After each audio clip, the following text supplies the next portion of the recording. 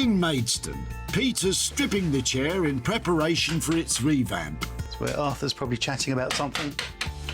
Yes, Peter, I was about to tell everyone that Maple & Co were a London-based furniture company who acted as upholsterers by special appointment to Her Majesty Queen Victoria. Ready to start the legs? Now I'm going to put on some water stain first of all. It's like a base coat. So if I put black polish over it to start with, if it ever got knocked in the future, because the wood's so light, you'd be able to see the light underneath the black.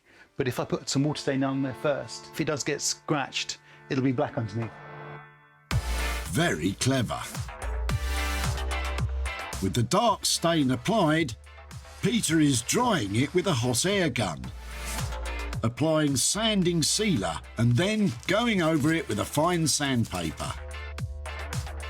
French polish was originally invented in China, and the French copied it from the Chinese, and then we copied it from the French. That's why we call it French polish.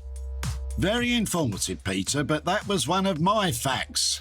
Never mind, I have more. The secret to French polishing is working in layers. Peter is using a dabber, a rubber wrapped in cotton, to work the ebonising lacquer into the legs. Interestingly, ebonising became popular in 1861 after Prince Albert died. Queen Victoria went into mourning and started wearing black, and people started French polishing their furniture black. Oi, are you trying to do me out of a job? Concentrate on the restoration. And if I could borrow whatever book you've been reading about antiques, that would be great. I chose this material because I love the colour, and it's recycled wool, and it's also naturally fire resistant.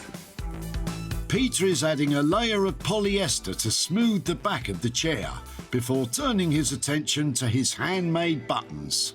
I've ebonised the legs black, and I thought it'd be quite a nice touch to do the buttons and the piping in black too, so it all kind of ties in together. Peter is going to attempt to recreate the armchair's original deep button design. Nerves of steel. But he needs to ensure his placement is perfect. One down. How many to go? There's 20 buttons in all. You'll fly through it, Peter. Just going to redo that because I'm slightly out. Deep buttoning was first seen in the Victorian era and has the dual benefit of making furniture look more luxurious and improving comfort. Well done, Arthur. Beat you to it on that one. Happy with that? No, not yet. Peter's hit a stumbling block with his buttoning. If he can't nail the perfect diamond formation, the armchair won't have the classic appeal he's hoping for. Good luck.